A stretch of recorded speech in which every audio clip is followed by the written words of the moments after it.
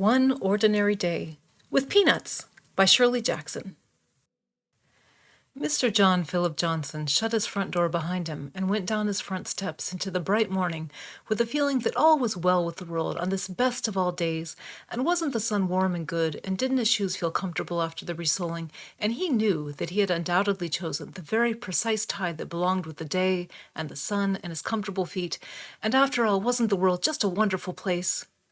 In spite of the fact that he was a small man, and though the tie was perhaps a shade vivid, Mr. Johnson radiated a feeling of well-being as he went down the steps and onto the dirty sidewalk, and he smiled at people who passed him, and some of them even smiled back. He stopped at the newsstand on the corner and bought his paper, saying, "Good morning," with real conviction to the man who sold him the paper, and the 2 or 3 other people who were lucky enough to be buying papers when Mr. Johnson skipped up. He remembered to fill his pockets with candy and peanuts, and then he set out to get himself uptown.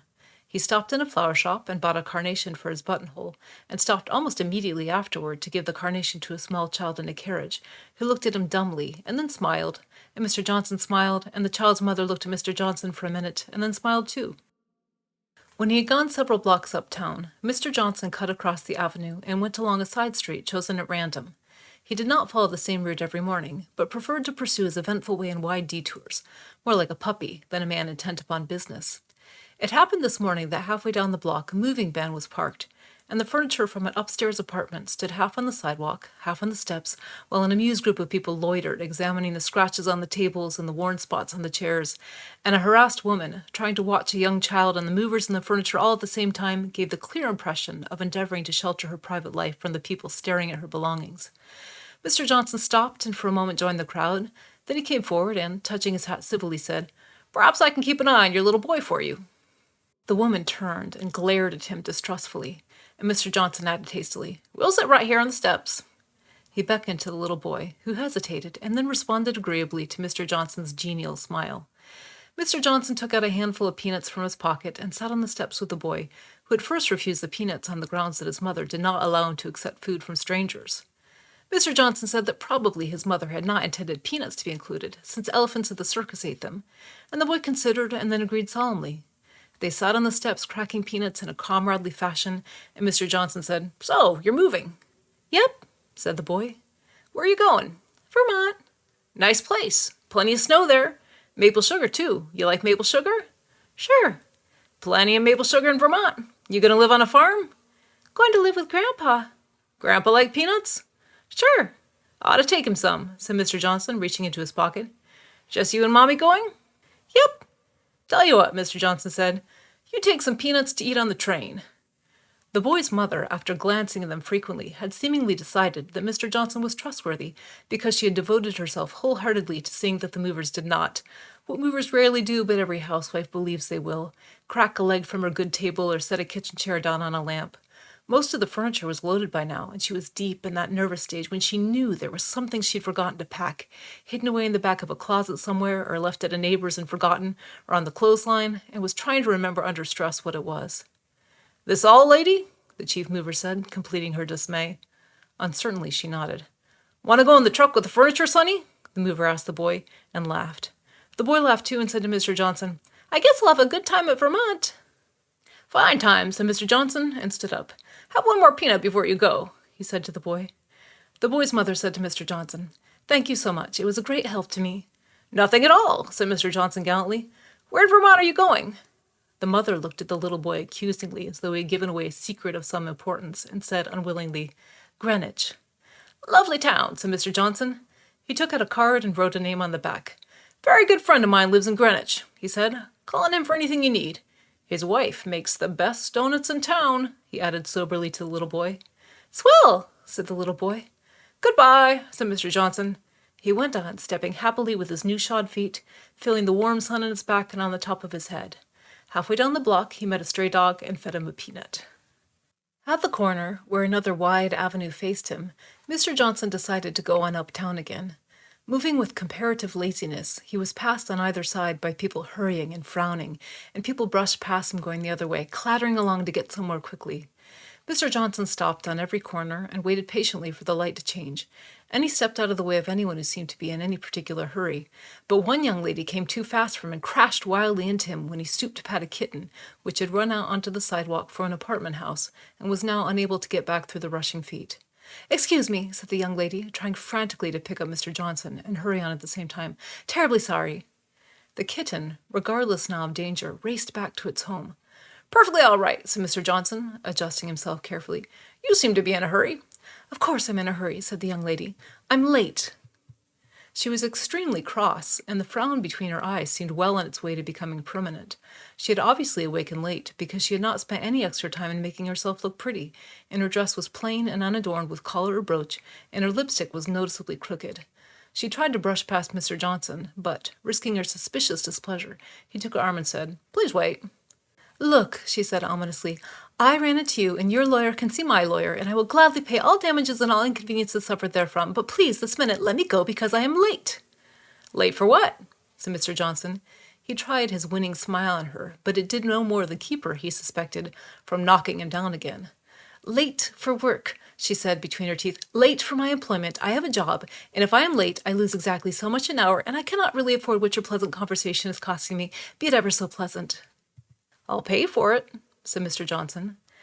Now these were magic words, not necessarily because they were true, or because she seriously expected Mr. Johnson to pay for anything, but because Mr. Johnson's flat statement, obviously innocent of irony, could not be, coming from Mr. Johnson, anything but the statement of a responsible and truthful and respectable man.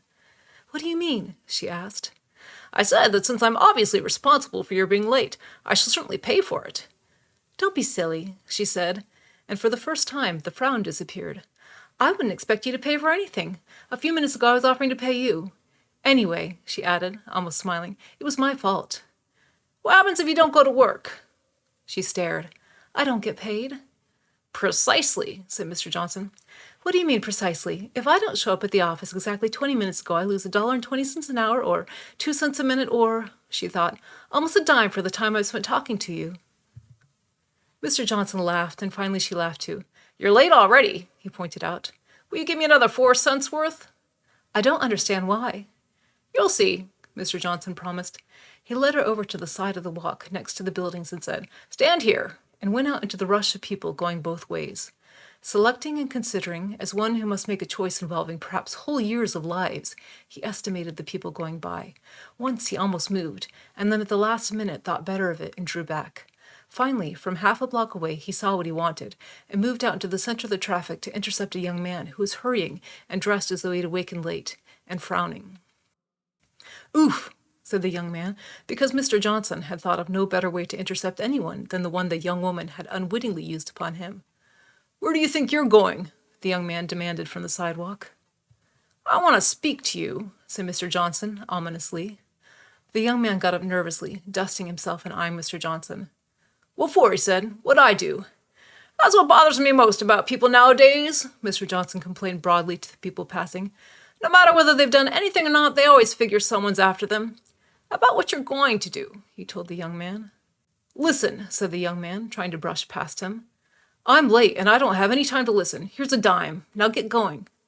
"Thank you," said Mr. Johnson, pocketing the dime. "Look," he said, "what happens if you stop running?" "I'm late," said the young man, still trying to get past Mr. Johnson, who was unexpectedly clinging. "How much you make an hour?" Mr. Johnson demanded. "A communist, are you?" said the young man. "Now will you please let me—" "No," said Mr. Johnson insistently. "How much?" $1.50, said the young man. "And now will you—" "You like adventure?" The young man stared, and staring found himself caught and held by Mr. Johnson's genial smile. He almost smiled back and then repressed it and made an effort to tear away. "I gotta hurry," he said. "Mystery? You like surprises? Unusual and exciting events?" "You selling something?" "Sure," said Mr. Johnson. "You want to take a chance?" The young man hesitated, looking longingly up the avenue toward what might have been his destination, and then, when Mr. Johnson said, "I'll pay for it," with his own peculiar convincing emphasis, turned and said, "Well, okay, but I gotta see it first, what I'm buying." Mr. Johnson, breathing hard, led the young man over to the side where the girl was standing. She had been watching with interest Mr. Johnson's capture of the young man, and now, smiling timidly, she looked at Mr. Johnson as though prepared to be surprised at nothing. Mr. Johnson reached into his pocket and took out his wallet. "Here," he said, and handed a bill to the girl. "This about equals your day's pay." "But no," she said, surprised in spite of herself. "I mean, I couldn't." "Please do not interrupt," Mr. Johnson told her. "And here," he said to the young man, "this will take care of you." The young man accepted the bill dazedly, but said, "Probably counterfeit," to the young woman out of the side of his mouth. "Now," Mr. Johnson went on, disregarding the young man, "what is your name, miss?" "Kent," she said helplessly. "Mildred Kent." "Fine," said Mr. Johnson. "And you, sir?" "Arthur Adams," said the young man stiffly. "Splendid," said Mr. Johnson. "Now, Miss Kent, I'd like you to meet Mr. Adams. Mr. Adams, Miss Kent." Miss Kent stared, wet her lips nervously, made a gesture as though she might run, and said, "How do you do?" Mr. Adams straightened his shoulders, scowled at Mr. Johnson, made a gesture as though he might run, and said, "How do you do?" "Now this," said Mr. Johnson, taking several bills from his wallet, "should be enough for the day for both you. I would suggest perhaps Coney Island, although I personally am not fond of the place, or perhaps a nice lunch somewhere and dancing, or a matinee, or even a movie, although take care to choose a really good one. There are so many bad movies these days." "You might," he said, struck with inspiration, "visit the Bronx Zoo or the Planetarium. Anywhere, as a matter of fact," he concluded, "that you would like to go. Have a nice time." As he started to move away, Arthur Adams, breaking from his dumbfounded stare, said, "But see here, mister, you can't do this. Why, how do you know? I mean, we don't even know. How do you know we won't just take the money and not do what you said?" "You've taken the money," Mr. Johnson said. "You don't have to follow any of my suggestions. You may know something you prefer to do, perhaps a museum or something." "But suppose I just run away with it and leave her here?" "I know you won't," said Mr. Johnson gently, "because you remembered to ask me that. Goodbye," he added, and went on. As he stepped up the street, conscious of the sun on his head and his good shoes, he heard from somewhere behind him the young man saying, "Look, you know you don't have to if you don't want to," and the girl saying, "But unless you don't want to." Mr. Johnson smiled to himself and then thought that he had better hurry along.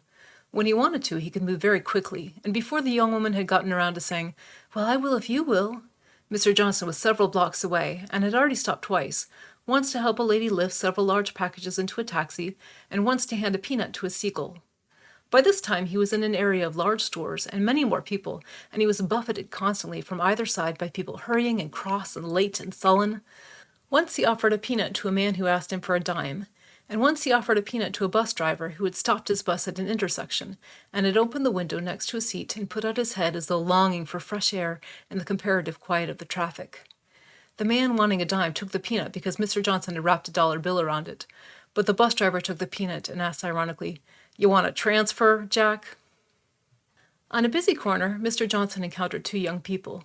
For 1 minute he thought they might be Mildred Kent and Arthur Adams, who were eagerly scanning a newspaper, their backs pressed against the storefront to avoid the people passing, their heads bent together.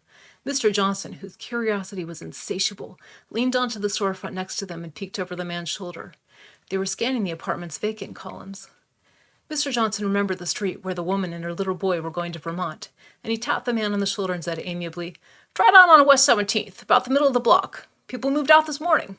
"Say, what do you—" said the man, and then seeing Mr. Johnson clearly, "Well, thanks. Where did you say?" "West 17th, said Mr. Johnson. "About the middle of the block."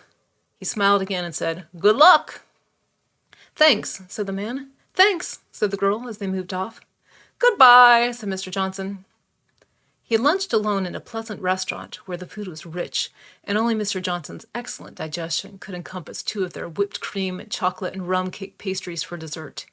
He had 3 cups of coffee, tipped the waiter largely, and went out into the street again into the wonderful sunlight, his shoes still comfortable and fresh on his feet. Outside he found a beggar staring into the window of the restaurant he had left, and, carefully looking through the money in his pocket, Mr. Johnson approached the beggar and pressed some coins and a couple of bills into his hand. "It's the price of the veal cutlet lunch plus tip," said Mr. Johnson. "Goodbye." After his lunch he rested. He walked into the nearest park and fed peanuts to the pigeons. It was late afternoon by the time he was ready to start back downtown, and he had refereed 2 checker games and watched a small boy and a girl whose mother had fallen asleep and awakened with surprise and fear that turned to amusement when she saw Mr. Johnson. He had given away almost all of his candy and had fed the rest of his peanuts to the pigeons, and it was time to go home. Although the late afternoon sun was pleasant and his shoes were still entirely comfortable, he decided to take a taxi downtown. He had a difficult time catching a taxi, because he gave out the first 3 or 4 empty ones to people who seemed to need them more. Finally, however, he stood alone on the corner, and, almost like netting a frisky fish, he hailed desperately until he succeeded in catching a cab that had been proceeding with haste uptown, and seemed to draw in toward Mr. Johnson against its own will. "Mister," the cab driver said as Mr. Johnson climbed in, "I figured you was an omen, like. I wasn't going to pick you up at all." "Kind of you," said Mr. Johnson ambiguously. "If I'd have let you go, it would have cost me $10, said the driver. "Really?" said Mr. Johnson. "Yeah," said the driver. "Guy just got out of the cab. He turned around and gave me $10 and said, 'Take this and bet it in a hurry on a horse named Vulcan right away.'" "Vulcan?" said Mr. Johnson, horrified. "A fire sign on a Wednesday?" "What?" said the driver. "Anyway, I said to myself, if I got no fare between here and there, I bet the 10, but if anyone looked like they needed a cab, I take it as an omen, and I take the 10 home to the wife." "You are very right," said Mr. Johnson heartily. "This is Wednesday. You would have lost your money. Monday, yes, or even Saturday, but never, never, never bet a fire sign on a Wednesday. Sunday would have been good now." "Vulcan don't run on Sunday," said the driver. "You wait till another day," said Mr. Johnson. "Down the street, please, driver. I'll get off on the next corner." "He told me Vulcan, though," said the driver. "I'll tell you," said Mr. Johnson, hesitating with the door of the cab half open. "You take that $10 and I'll give you another $10 to go with it. And you go right ahead and bet that money on any Thursday on any horse that has a name indicating, let me see, Thursday. Well, grain, or any growing food." "Grain," said the driver. "You mean a horse named like wheat or something?" "Certainly," said Mr. Johnson. "Or as a matter of fact, to make it even easier, any horse whose name includes the letter C-R-L. Perfectly simple." "Tall corn," said the driver, a light in his eye. "You mean a horse named like Tall Corn?" "Absolutely," said Mr. Johnson. "Here's your money." "Tall Corn," said the driver. "Thank you, mister." "Goodbye," said Mr. Johnson. He was on his own corner and went straight up to his apartment. He let himself in and called, "Hello?" And Mrs. Johnson answered from the kitchen, "Hello, dear. Aren't you early?" "Took a taxi home," Mr. Johnson said. "I remember the cheesecake, too. What's for dinner?" Mrs. Johnson came out of the kitchen and kissed him. She was a comfortable woman, and smiling as Mr. Johnson smiled. "Hard day?" she asked. "Not very," said Mr. Johnson, hanging his coat in the closet. "How about you?" "So-so," she said. She stood in the kitchen doorway while he settled into his easy chair and took off his good shoes and took out the paper he had bought that morning. "Here and there," she said. "I didn't do so badly," Mr. Johnson said. "Couple of young people." "Fine," she said. "I had a little nap this afternoon, took it easy most of the day. Went into a department store this morning and accused the woman next to me of shoplifting and had the store detective pick her up. Sent 3 dogs to the pound. You know, the usual thing." "Oh, and listen," she added, remembering. "What?" asked Mr. Johnson. "Well," she said, "I got into a bus and asked the driver for a transfer, and when he helped someone else first I said that he was impertinent and quarreled with him, and then I said why wasn't he in the army, and I said it loud enough for everyone to hear, and I took his number and I turned in a complaint. Probably got him fired." "Fine," said Mr. Johnson, "but you do look tired. Want to change over tomorrow?" "I would like to," she said. "I could do with a change." "Right," said Mr. Johnson. "What's for dinner?" "Veal cutlet." "Had it for lunch," said Mr. Johnson.